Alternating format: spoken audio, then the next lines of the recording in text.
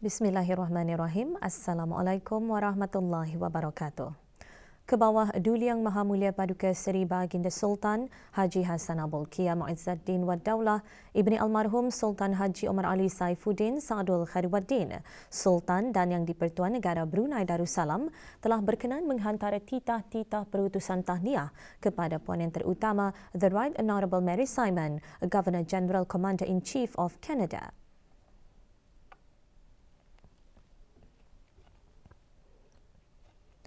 Dan The Right Honourable Justin PJ Trudeau, Perdana Menteri Kanada dan Kerajaan serta rakyat Kanada bersempena dengan Hari Kanada.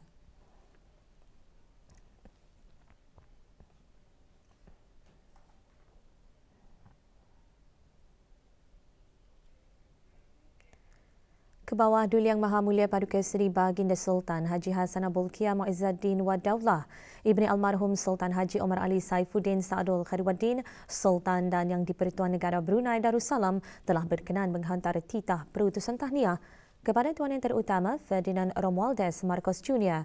berikutan dengan majlis mengangkat sumpah sebagai Presiden Republik Filipina yang ke-17.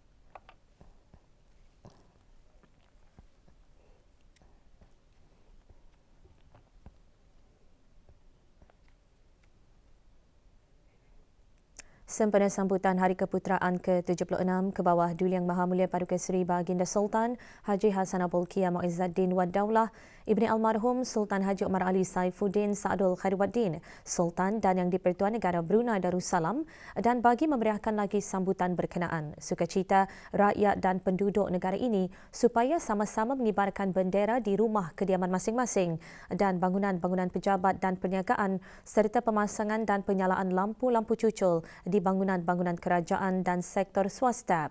Mulai hari ini 1 Julai 2022 sehingga hari Ahad 31 Julai 2022. Dalam hubungan ini, pengiran-pengiran dan orang-orang yang dikurniakan gelaran akan mengibarkan bendera masing-masing dan bagi orang ramai pula akan mengibarkan bendera negara Brunei Darussalam.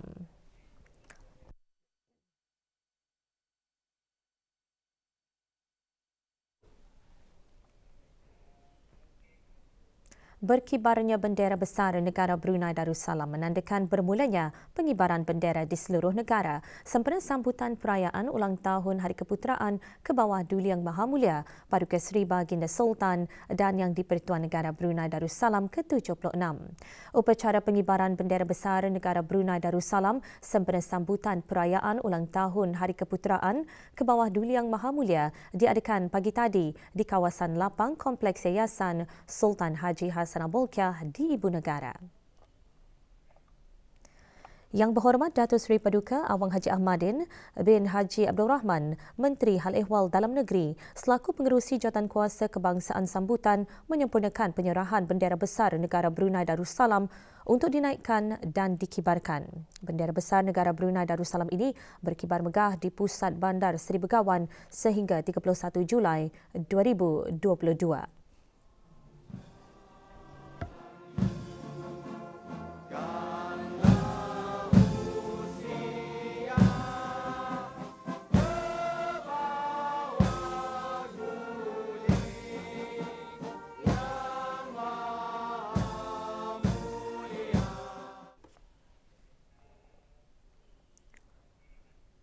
Status harian norma baharu COVID-19.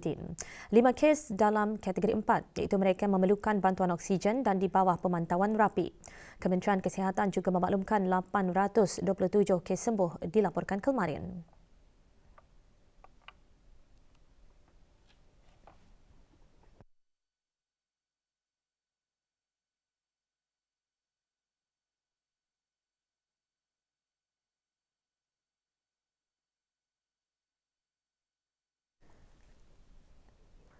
Manakala jumlah keseluruhan pemberian 2 dos vaksin COVID-19 bagi kanak-kanak berumur 5 hingga 11 tahun ialah 74.6% dan liputan bagi rakyat dan penduduk negara ini yang telah mendapatkan 3 dos vaksin adalah 73.1%, manakala 2.2% bagi 4 dos vaksin.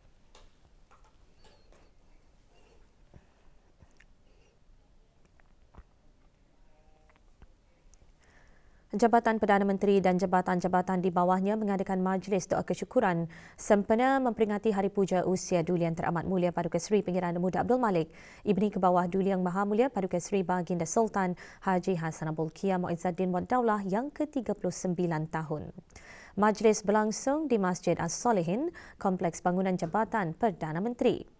Hadir yang berhormat Pihin Datuk Laila Raja, Major Jeneral Besar Datuk Paduka Seri Haji Awang Halbi bin Haji Muhammad Yusof, Menteri di Jabatan Perdana Menteri.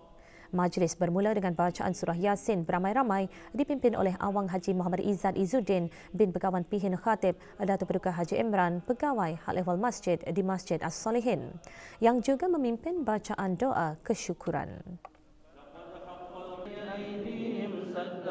ومن خلفهم سدا فأغشيناهم فهم لا يبصرون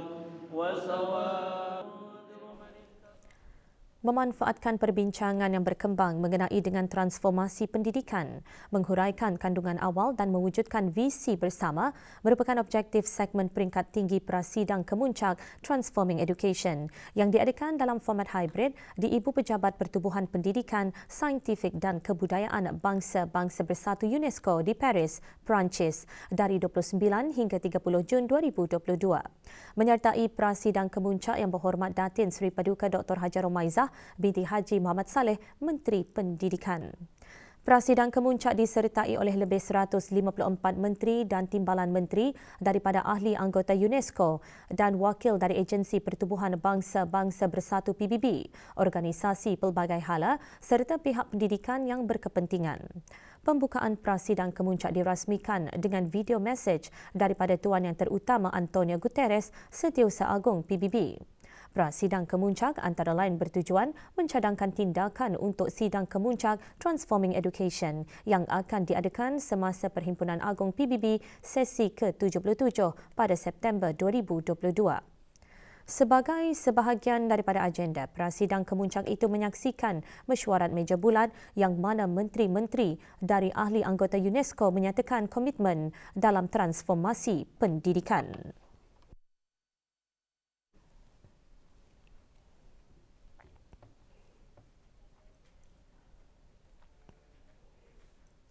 Beberapa inisiatif mempelbagaikan ekonomi dilaksanakan dalam sektor seperti hiliran, makanan, pelancongan dan perkhidmatan yang dijangka dapat terus menyumbang kepada pertumbuhan sektor bukan minyak dan gas.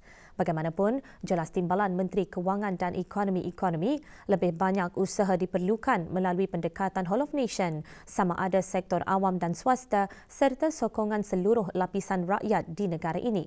Berucap pada Majlis Penutupan Minggu Ekonomi sempena persidangan dan pameran Brunei MYCE 2022, Awang Haji Khairuddin bin Haji Abdul Hamid berkata, sebagai ekonomi yang kecil, yang menjadi kebimbangan ialah ancaman deglobalisation. We need to work closely with our partners both in the region and beyond to ensure that we are able to continue leveraging on our bilateral agreements, memorandums of understanding as well as our free trade agreements. At the same time, our global and regional connectivity has yet to be improved to allow our businesses and people to expand the overseas market. Majlis diselajurkan dengan penyampaian sijil penghargaan kepada para moderator dan ahli panel sepanjang Minggu Ekonomi diadakan. Beberapa bengkel juga diadakan dengan beberapa topik yang dapat memberikan peluang para usahawan berinteraksi dengan agensi-agensi dan orang awam mengenai penubuhan perniagaan dan cara memajukan perniagaan.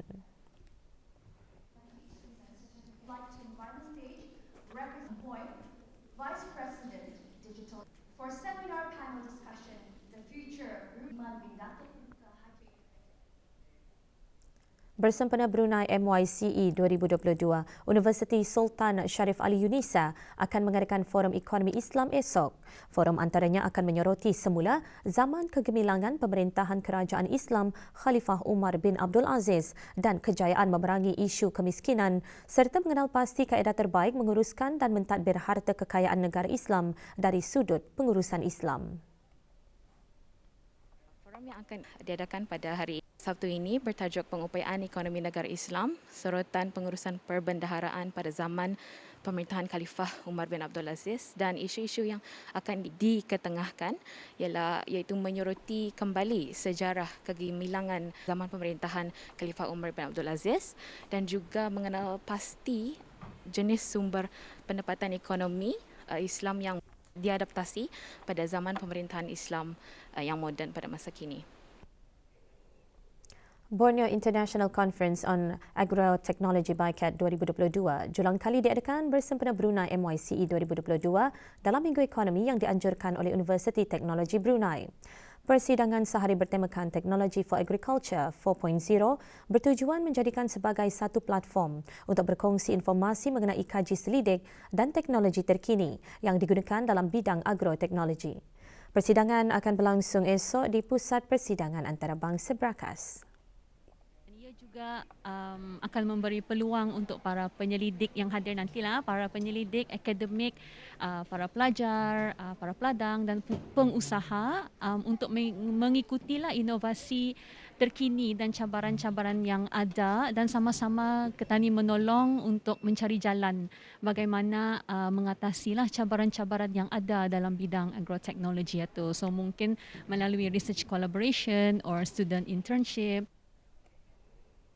Beberapa kertas kerja dibentangkan pada hari kedua Seminar Pakar Pendidikan Kedua di Universiti Brunei Darussalam. Seminar mengongsikan amalan terbaik yang disampaikan oleh para pakar tempatan yang mempunyai kemahiran dan pengetahuan dalam dasar penyelidikan dan perancangan pendidikan serta analisis data dalam membandingkan pembelajaran pelajar yang berbeza bagi mengukur sistem pendidikan yang lebih tepat. Seminar juga menyaksikan beberapa projek penyelidikan yang menggunakan data penilaian dalam memacu membuat keputusan pada peringkat sekolah oleh pendidik yang ketika ini dalam latihan untuk menjadi pakar pendidikan. Hadir Dr. Syamsiah Zuraini Kancanawati binti Haji Tajuddin, Setiausaha Tetap Teras Pendidikan Kementerian Pendidikan.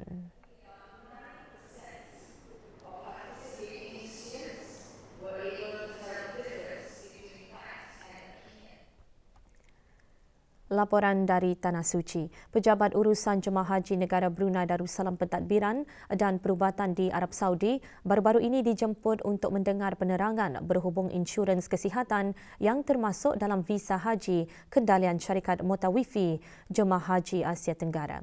Penerangan diadakan di syarikat Mutawifi Jemaah Haji Asia Tenggara Makkah Al-Mukarramah. Azizi Ahmad ada laporannya. Rombongan diketuai oleh Dr. Haji Muhammad Nur Hasanuddin bin Abdullah Kelali, Ketua Pejabat Urusan Jemaah Haji Negara Brunei Darussalam Perubatan. Penerangan disampaikan oleh Dr. Ahmad Abu Ubaid, Konsultan Projek Haji dan Umrah Syarikat Total Care Saudi.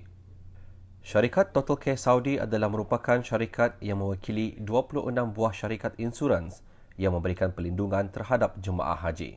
Insurans yang dikendalikan tersebut adalah bagi pemegang visa haji dan tempoh pelindungan bermula dari jemaah haji dicop masuk ke Arab Saudi sehingga mereka meninggalkan Arab Saudi atau sehingga tamat tempoh 75 hari. Dalam penerangan tersebut juga, pihak syarikat Total Care Saudi memaklumkan akan sentiasa bersedia untuk memberikan bantuan dan akan ada di semua tempat pelaksanaan manasik haji. Dari Mekah Al-Mukarramah, Aziz Ahmad melaporkan untuk Berita RTB. Tidak mampu untuk merungkap kata-kata selain mengucapkan Alhamdulillah dan sujud syukur kerana diberikan peluang untuk mengerjakan ibadah haji tahun ini. Bagi para saudara baru, peluang menjadi tetamu Allah adalah satu peluang keemasan. Bukan sahaja untuk mendalami lagi agama Islam, bahkan ianya adalah mimpi jadi kenyataan. Azizi Ahmad membawakan laporannya. Peluang menjadi Duyufur Rahman tidak disia-siakan begitu saja. Bagi para saudara baru yang dianugerahkan tambang haji kurnia ke bawah Duli Yang Maha Mulia Paduka Seri Baginda Sultan dan Yang di-Pertuan Negara Brunei Darussalam, kesempatan ini memberi peluang kepada mereka untuk mendekatkan diri kepada Allah Subhanahu Wa Taala, iaitu dengan melipat gandakan amal ibadah ketika berada di Tanah Suci. Berbanyak-banyak terima kasih dan syukur kehadrat Allah kerana telah dikurniakan dengan tambang haji kurnia daripada Kebawah Duli Yang Maha Mulia. Kegembiraan itu sebenarnya saya tidak dapat menzahirkan, tapi benar-benar saya merasa gembira.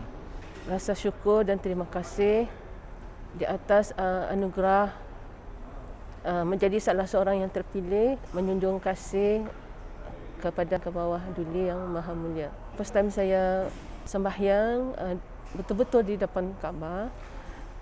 Saya sangat terharu. Terima kasih sangat kepada Kebawah Duli Yang Maha Mulia karena mengurniakan tambang haji. Junjung kasih kepada Kebawah Duli kerana mengurniakan tambang Haji Mu'alaf, berdiri di depan Kaabah, bersolat di sana. Jadi saya sangat syukur. Rezeki berada di Kota Suci bersama-sama umat Islam yang lain melaksanakan ibadah rukun Islam kelima, iaitu menunaikan fardu haji ke Mekah, sememangnya merupakan kesempatan terbaik dan peluang yang sangat berharga bagi saudara-saudara baru ini. Bukan sahaja dapat memantapkan keimanan dan ketakwaan, bahkan dapat meningkatkan lagi penghayatan mereka mengenai agama Islam. Dari Mekah Al-Mukarramah, Aziz Ahmad melaporkan untuk Berita RTB. Seorang lelaki warga Malaysia, Chiu Vun Tian, yang merupakan pengarah urusan bagi Vun Hua Hardware Company, Sendirian Berhad, dijatuhi hukuman penjara oleh Mahkamah Magistrate setelah didapati melakukan 2 kesalahan. Di bawah Bab 420, Hukuman Kanun Jenayah Penggal 22. Siasatan Biro Mencegah Rasuah mendapati bahawa defendant telah terlibat dalam konspirasi bersama seorang individu yang bernama Muhammad Azam Zaki bin Haji Muhammad Zain untuk menipu Brunei Shell Petroleum BSP dengan memperdaya BSP untuk mempercayai bahawa BSP memerlukan pembelian 22 set Master Toolset Pronto 99663 termasuk kabinet roller daripada syarikat kepunyaan defendant iaitu Vun Hua Hardware Company Sendirian Berhad. Hasil konspirasi penipuan tersebut menyebabkan BSP meluluskan dan membuat pembayaran sebanyak RM154,000. Defendant didapati bersalah selepas perbicaraan di hadapan Magistrate Kanan Harnita Zelda Skina yang telah menjatuhi hukuman penjara selama 2 tahun 6 bulan. Pendakwaan kes dikendalikan oleh Timbalan Pendakwa Raya Hajah Suryana binti Haji Radin.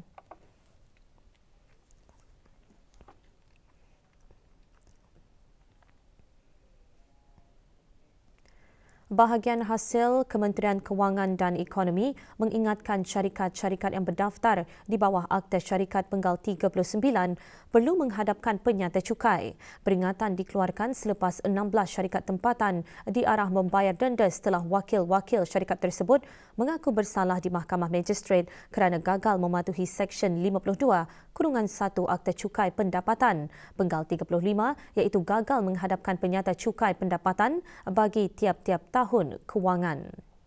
RGS Industri Sendirian Berhad, Biovital City Sendirian Berhad, Green Builders Sendirian Berhad, Stop Sendirian Berhad dan Panca Holdings Sendirian Berhad masing-masing didenda RM5,000 kerana gagal menghadapkan penyata cukai pendapatan bagi tahun kewangan berakhir 31 Disember 2016, 2017, 2018, 2019 dan 2020. Gagal menghadapkan penyata cukai pendapatan bagi tahun kewangan berakhir 31 Disember 2017, 2018, 2019 dan 2020 pula, Genowise Golden Cultural Development Sendirian Berhad dan YGC Construction Sendirian Berhad didenda RM4,000. JKM Corporation Sendirian Berhad dan Top Print Intelligence Sendirian Berhad didenda RM3,000 kerana gagal menghadapkan penyata cukai pendapatan bagi tahun kewangan berakhir 31 Disember 2018, 2019 dan 2020. Berdepan RM2,000, SNSS Sendirian Berhad, Haya Cafe Sendirian Berhad, Fabritex Sendirian Berhad, Essensing Sendirian Berhad, Jaman Jaya Sendirian Berhad dan GG Aranda Sendirian Berhad kerana gagal menghadapkan penyata cukai pendapatan bagi tahun kewangan berakhir 31 Disember 2019 dan 2020.